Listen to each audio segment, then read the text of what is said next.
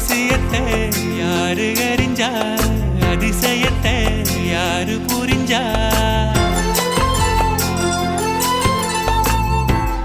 விதக்கிற கைதானே மலர் பறிக்குது தினந்தோறும். மலர் தொடுக்க நாறு எடுத்து யார் தொடுத்தா மாலையாச்சு.